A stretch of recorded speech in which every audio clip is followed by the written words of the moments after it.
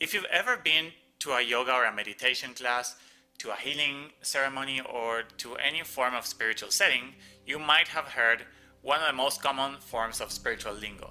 Fear is bad, fear is the enemy. Your actions can come either from a place of love or from a place of fear, or some version of that, implying that they are opposite. Maybe somebody told you that you should face your fears rather than succumb to them, or that you can choose to live in fear or choose to live in love. Or even worse, that the only thing that you should fear is your fear. But is any of this true?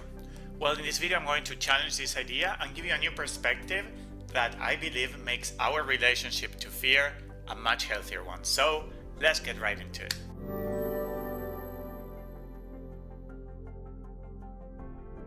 Hi, my name is Ivan, and I've been a facilitator of ceremony for over a decade. And if you know anything about ceremonies, you probably know that one of the things that we do there is face our fears. Sometimes our deepest and hardest fears to face. Because of that, I've been developing for a very long time a very close relationship with the concept of fear, witnessing thousands of people, including myself, be directly confronted with them. Developing a very close relationship with fear was not only helpful but very important in order to better assist and better help people in a healing ceremony when their fears show up. One thing that I noticed about that spiritual lingo that I was talking about at the beginning of the video is not only that it doesn't really help the person experiencing fear or acting out of fear, but also simply that it is not true. Fear is not the opposite of love. Fear is not the enemy. And I'm here to share the perspectives that I found it create the most meaningful impact in people's relationship with fear, so that they can face them when they are ready, or so they don't shame themselves for not facing them when they are not. So let's start by defining fear. What is fear? Fear is an emotion that acts as a protective mechanism toward those things that are threatening to our survival or well-being. It can come from hardwired or instinctive mechanisms. This means that we all have them. We were all born with them. It comes with being a human. For example, being afraid of a lion running towards you, or being afraid of walking by the edge of a mountain, or fear of death. Or it can come from an instant traumatic experiences. For example, being afraid of dogs because one bit you, or being afraid of all women because your mother was abusive to you. Now, out of the learned-based fears, some are learned from our own experience, and some others are taught to us directly. One of the most common misconceptions, especially in spiritual settings, is this idea that fear is the enemy, or that it is the opposite of love. The reason why this is a misconception is because at first this sounds true, right? There's something romantic about the idea of fear being the enemy, since fear is always associated with bad and love is always associated with good. On top of that, I started noticing the effects that saying this kind of stuff has in people, and rarely ever this helps anyone in a meaningful way. If anything, it makes them move more towards shame for choosing to live in fear rather than living in love. Let's start with the absolute basics, that without fear, right now, you would be dead. Yeah, you wouldn't be watching this video in this moment. So if you like this video, don't give the video a like, but you can give your fear a like, because it is thanks to it that you're watching it. Fear of heights, of a car moving toward you, or of the thousands of things that are out there threatening our lives that we don't even think about, have kept you from being killed by any of those things. So under that light, fear is more of a protector and a friend rather than an enemy. So where does this misconception come from? Why is fear demonized so much? It must come from somewhere, right? Well, yes, of course. It comes from the fact that fear many times prevents us from doing things that we really want to do, or that are within our deepest desires. For example, I really want to do psychedelics, but I am really afraid of facing my fears, or I'm afraid of how I'm going to react. Or I really want to quit my job, but I'm afraid that I'm not going to be able to pay my bills. Or I really want to fall in love again, but I'm really afraid I'm going to get deeply hurt once again. So many times our decisions are fear-based, and those decisions end up going against our own well-being. Another way of saying that is that if it wouldn't be because of fear, we would be acting upon our desires freely. So we immediately make fear the bad guy of the story, because without fear, then I would be doing exactly what I want. And so we label those decisions as coming from fear instead of from love, implying that they are opposite. But this isn't the case. One of the available perspectives is to remind ourselves of all of those people who love us, who wanted to protect us from painful experiences, like our parents or friends or partners. And in those moments, if you can recall a moment in which any of them wanted to protect you, can you feel their love in their protective intentions, no matter if they were right or wrong about you needing that protection? Well, fear is no different from that. So remind yourself in all of the ways in which fear has acted as a protector or continues to protect you from painful experiences, and you might feel the universe's love in it in the same way in which you can feel your parents' love when they try to protect you. So in this case, we can say that fear is not the opposite of love, because to be protected from a painful experiences is a form of love. And so fear is not the opposite, but it is included within the realm of love. Protecting our survival or well-being applies to all situations, including those in which fear is preventing you from doing what you really want. I really want to be a public speaker, but I cannot get over my fear of being in stage. Now, why does this person have that fear? It definitely didn't stem from nowhere. Maybe she was 8 and the teacher asked her to expose her homework in front of the whole class, and everybody laughed at her.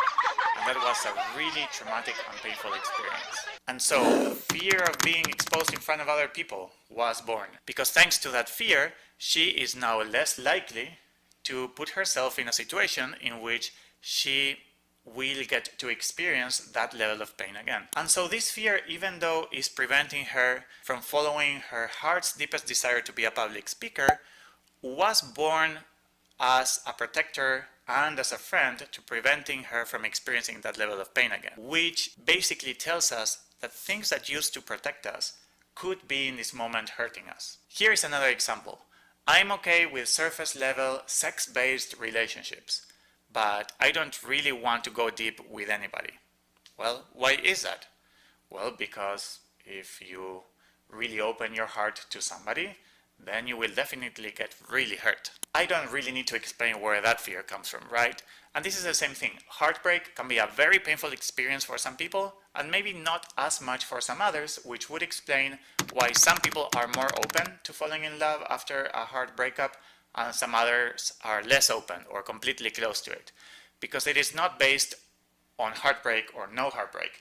It's based on the level of intensity of the pain and that person's capacity to hold that level of intensity. Fear of deep relationships is there to protect you from a really painful past experience. Of course, it could be preventing you from experiencing falling in love again, and who knows, maybe having the best relationship you'll ever have. And remember that this is the reason why fear is demonized. But still, fear is there to protect you. So, the problem with fear is the same as with any other protective mechanism. It was born in a place, time, and situation that it is probably not the one that you are in now. And so, these fears or these mechanisms might show up in moments that are not necessarily called for. These are called triggers. A trigger is a situation that, even though isn't exactly the same as a past traumatizing experience, it resembles it enough so that your protective mechanisms against it come back online. In the example of the public speaker, even though she was laughed at in the classroom, adults don't behave like kids, and so she will most likely not be laughed at in the middle of the stage. However, the situation resembles the past traumatizing experience enough that her protective mechanism comes back online. Her fear of being in front of everybody or of being exposed come back to prevent her from experiencing the same kind of pain. If you were bitten by a pit bull, There's no real danger in the sweet poodle that you're having right in front of you that you're afraid of. However, your protective mechanism sees it as similar enough, triggering the fear. Or just because your last relationship was really unhealthy doesn't mean that the new person that you are with is going to act in the same exact way. So here's the other common problem with fear or any other protective mechanism, which I already touched upon, which is that things that used to protect us in the past could be hurting us today. Once it starts hurting us, it means that its protection has run its course and it is time to start the process of letting that protective mechanism go. So yes, fear can prevent us from doing things we really want to do. But believe it or not, the problem here is not fear. It is the unhealed wound. So if we were to heal the wound that gave rise to that fear, then we wouldn't be afraid of the thing anymore. To make it more graphic, if we have an open wound, we are afraid of rubbing alcohol on it because we know that it will hurt a lot. However, a few weeks later, when we only have a scar, we are not afraid of rubbing alcohol in it because we know it will not hurt. In the same way, fear is there to prevent us from experiencing pain in an open wound. Now, the difference here is simply that the wound is not physical but emotional. In the case of the public speaker, she is afraid of being mocked at in stage because the wound of being laughed at in school is still open. Let's say that public speaking represents the alcohol about to rub on the wound.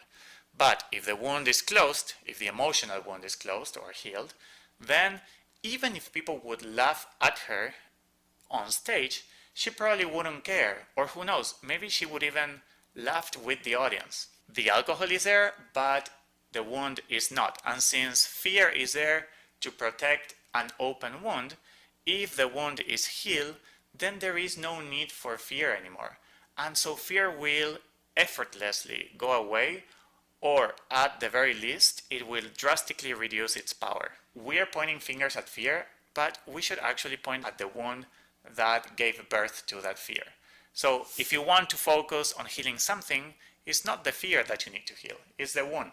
Another beautiful thing about fear and why I consider it a friend is that when we don't do something because of fear, our desire to do that thing grows. And so now you are faced with two uncomfortable situations. In one hand, you have the discomfort of facing your fear, and on the other hand, you have the discomfort of not doing what you want. Right now, the discomfort of facing your fear is bigger than the discomfort of not doing what you really want. And so you decide not to do what you want. But the longer you are in that state, the bigger your desire grows. And the bigger your desire grows, the bigger the discomfort of not doing what you want. At some point, that discomfort becomes so big that it surpasses the discomfort of facing your fear. And so in that moment, you decide to face your fear and act upon your deepest desires. Why is that? Because part of our nature is to always choose the least uncomfortable situation. So in a way, all you need to do is become really uncomfortable with the consequences of not facing your fear. And that process is what I call getting ready. Here is another way of looking at it. Let's say that you need to pass your first driving test to get your license. Is it better to try to do the test as soon as you can, or is it better to do it after you had some driving experience and you have prepared for it? Obviously, it's better to prepare for it, right? And preparing for it is the process of getting ready. And it is only good to take the exam after you are ready for it rather than rushing into it, because if you rush into it, you will probably fail. So is the exam the enemy? Obviously not, right? Even though it is the exam that is preventing you from having a license and doing what you want, which is to drive, the exam is there to make sure that you are ready to drive first. The exam is in a way a protector and a friend because it ensures you of your readiness. And once you pass it, the exam says to you, well done, buddy, you did it. You've proven to yourself you are ready to drive. Here is your license, my job here is done. Fear is exactly the same. If you want a new relationship, there is no need to rush into forcing your fear before you are ready for it, or else you will fail, like with the driving test. Fear is like the exam. Even though it's preventing you from getting what you want, it is still ensuring you that you are first ready to face it. So again, it is a protector and a friend. Once you're ready, you can finally take the exam, which in this case means to face your fear. And when you do, your fear says to you, well done, buddy, you did it. You've proven to yourself that you are ready to open your heart up again to a new relationship. My job here is done. The main difference here is that we know exactly what it means to get ready to take an exam, which is to study. But what does it really mean to get ready to face our fears? How do we get ready? By doing one or both of the following things, depending on the situation. 1. Heal the wound that gave birth to that fear, so that when you are in a similar or triggering situation, fear won't need to come and protect you from a wound that isn't open anymore. 2. Tap into the discomfort of not doing what the fear is preventing you to do. Allow yourself to feel the pain of not following your desires out of fear. If that discomfort is not big enough, it probably needs to grow first by continuing to feel that pain over time until you are ready. Different fears have different thresholds, which is why some fears are easier to face than others. If you're afraid of dogs, going into a friend's house with a cute poodle might require of you only to take a few seconds before going in, close your eyes and take a deep breath, and then go in. That is the process of getting ready to face your fear. And in this specific case, it took you a few seconds. If you're afraid of quitting a job you hate because of money, the discomfort of staying in that job might not be bigger than the discomfort of the fear of quitting. And so you decide to stay. But a few months later, it might become so unbearable to work that job that discomfort grows, and it might become more uncomfortable than the discomfort experienced by facing the fear of quitting. So you decide to quit even though you're still afraid of quitting that job. So that process of letting that discomfort grow is the process of getting ready, which in this case lasted a few months. If you want a deep relationship, but you don't want to get exposed to heartbreak, even if you really want it, you might naturally not be open to it. So first, you would need to heal the wounds that are still open related to heartbreak. And healing those wounds is the process of getting ready, which in this case could last years. In all of those cases, whether getting ready takes seconds, months, or years, your fear is always saying the same thing. Well done, buddy. You did it. You've proven to yourself that you are ready to face a poodle, to quit your crappy job, or to open your heart back up again.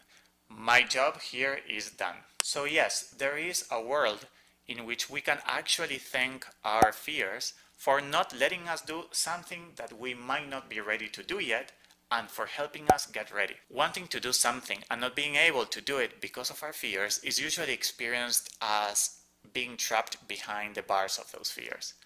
Once the fears are faced, what we experience is a beautiful sense of freedom because of two reasons. One is that we are not behind those bars or behind that fear anymore. And the second one is from a sense of liberation that comes from a new belief. And that belief is, I can face my fears. I am stronger than what I believed to be. I can do things that for moments I didn't think I could. Feeling that newly found freedom, sense of strength, and renewed self-confidence in being able to face things we didn't think we couldn't creates a virtuous cycle that makes us more excited about facing fears in general, making us more prone to face other fears by believing in our capacity to face them after experiencing the liberation that comes from it. So in conclusion, we can say that fear is our friend, not only because it protects us from re-experiencing deeply traumatic experiences, but also because it guides us to doing things only after we are ready for them, which it happens to be the best moment to do them. That readiness will many times mean that we must heal old wounds. So fear is pushing us to doing very important and necessary healing work on ourselves. It acts like a martial arts teacher that kicks your butt and trains you really hard until you are ready to win a match against it. It's like an honorable teacher that wants the student to become better than itself. The match is won when the fear is overcome. The fear is overcome when readiness is achieved. Readiness is achieved when the discomfort of not doing becomes larger than the discomfort of doing. That discomfort grows the longer our desire for whatever fear is preventing goes unmet. Hopefully this has helped you feel that it is okay to be afraid. It is only a sign that you are just not ready to face something yet. Not because there's anything wrong with you, or because you're a coward, or because you're weak, but simply because you're not ready for it yet, and that's okay. It is actually good to not face something that we aren't ready for it yet. It is okay to not be ready. Feeling that pain is the thing that will bring that readiness into your life. You can remind yourself of all of the times in the past that you were afraid to do something, and at some point you finally faced it. That was the point in which you were ready, even if you didn't know that readiness was the reason why you were facing them. And if you do that, you might find and realize that there is no difference between those moments in the past and your current situation with your current fears. Those came earlier based on where you were at then, and this came now based on where you're at now. And it is okay to be exactly where you're at. You are not supposed to be anywhere else. Well, everybody, that's it for today. As always, thank you for your attention and for your interest in healing. Before you leave, please don't forget to like, subscribe, and hit the notification bell, as this channel just started, and in these initial stages, that helps out a lot. And I'll see you in next week's video. Click on the left square to watch another video I made on a related topic. All my content is free. If you appreciate it and wish to assist me to continue releasing this kind of content, please consider supporting me on Patreon. You can also follow me on my socials and subscribe to this channel.